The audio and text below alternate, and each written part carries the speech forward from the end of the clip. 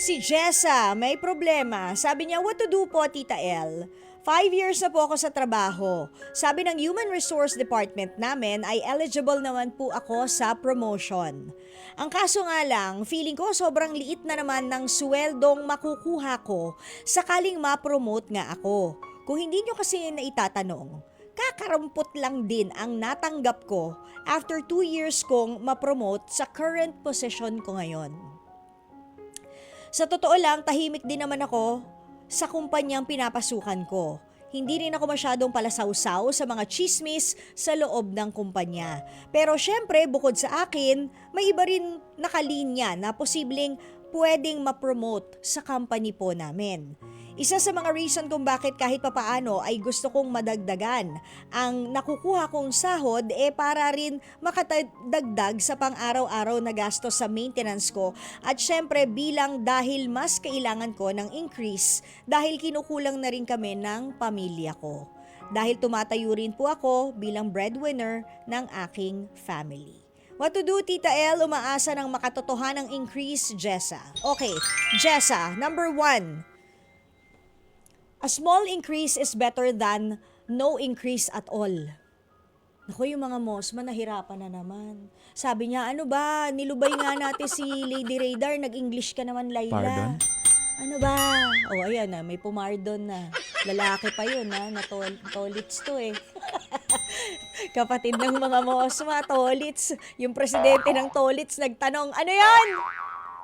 Pardon? Ayun, no, nagtanong pardon raw. Kesa sa walang increase, o hindi ba, okay na yung maliit na increase, o. Ikaw na rin naman ang nagsabi, Mars, hindi lang naman ikaw ang napipisil. Hindi ikaw ang big winner. Nako, kapag ikaw ay nag-decline yan, mapupunta yan sa iba. Tapos baka mamaya magkaroon ka ng regret.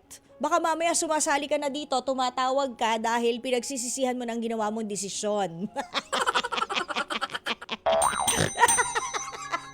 Sorry. Ay, di nga kasi 'di ba?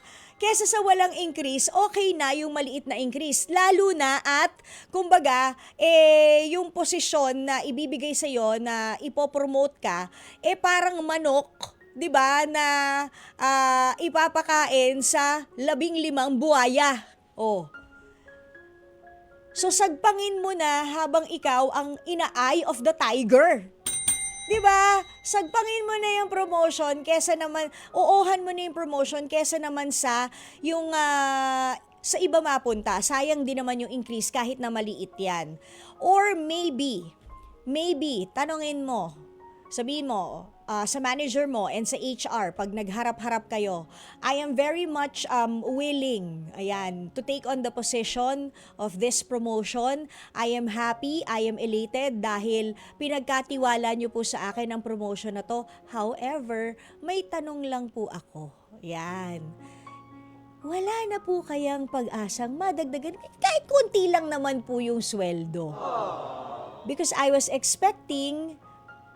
But you know, expectations versus reality, pero yun nga po, medyo nag-expect lang ako na baka may konti pang dagdag. Pero kung wala, okay lang naman po yun. Nangangarap lang naman. Pero naiintindihan ko rin na may kanya-kanya tayong financial struggles ngayon kasi nga, ang hirap ng buhay. So thank you po, whether meron o wala. O at least, promoted ka pa rin. Tapos, may pang-post ka sa social media. Promoted! O, pak! Ganon! Diba? Sayang yung promotion, Jessa. Kumbaga, isipin mo na you rose from the ranks at hindi mo kinailangang sumipsip sa mga boss mo o kung kanino. Yung promotion, isipin mo that it is through your hard work, di ba? Yung pinaghirapan mo yung promotion na yan, so bakit hindi mo tatanggapin, di ba? Kaya mo yan. Isang araw, yung sweldo na inaasam-asam mo, makukuha mo rin yan, huwag ka mag-alala. O, 'di ba? Kayod-kayod lang. Sayang yung tiwalang binibigay sa iyo ng company, 'di ba? Okay, next, sabi ni Kylie. Sabi niya, Tita L, what to do po? I ended up talking stage last night with a guy because I feel like he deserves someone who is more emotionally stable. Ganon? Pakitagalog nga. Ha? Ha? Ako rin eh. Ha? Ganon. I ended up talking stage last night with a guy because I feel like he deserves someone who is more emotionally stable. To be honest, sobra akong nalulungkot ngayon kasi every time I'm talking with someone, sobrang lala po ng rejection-sensitive dysphoria ko. Ano yun? Nabitawan yung sulat. Sobrang lala ng rejection-sensitive dysphoria ko. And for context, no boyfriend since birth po ako, o NBSB. The last time na may nag-try po na makipag-usap sa akin is noong 2022 pa. Then, nag-try po ako ulit ngayon.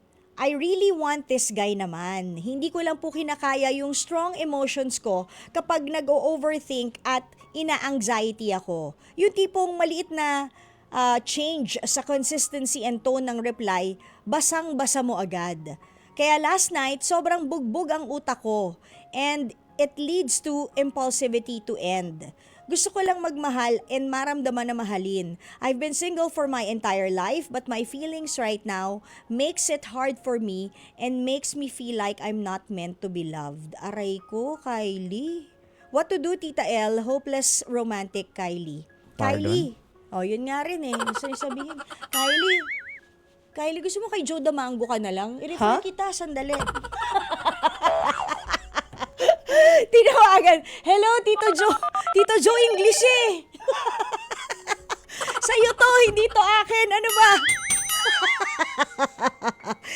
Alam mo, Kylie, hindi ko alam kung meron ka childhood trauma. What led you to think that you don't deserve to be loved? Maybe there's a childhood trauma somewhere na kailangan nating halukayin at kailangan nating i-fix yun para makapag-move forward ka na. But sana wag mong ilalagay sa utak mo na you don't deserve to be loved because everybody has their right to be.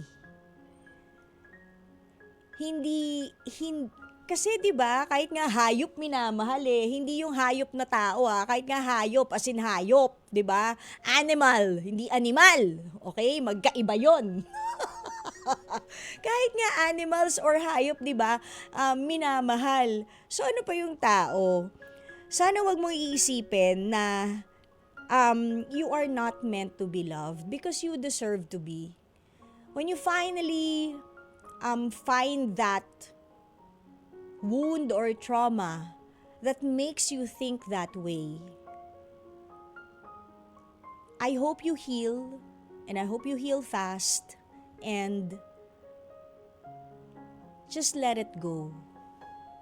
Let it go. Kasi, sino bang pinahihirapan mo?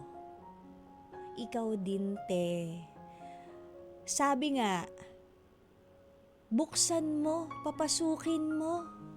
'Di ba?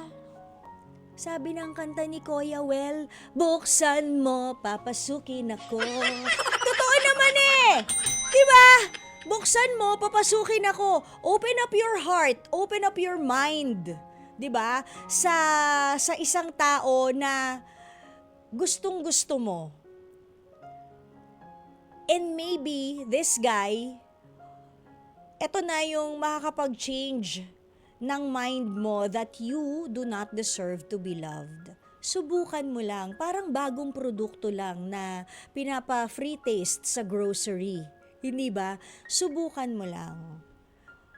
Don't be afraid to love. Because a world without love is,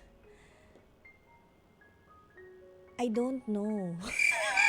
Ganyan. Diba?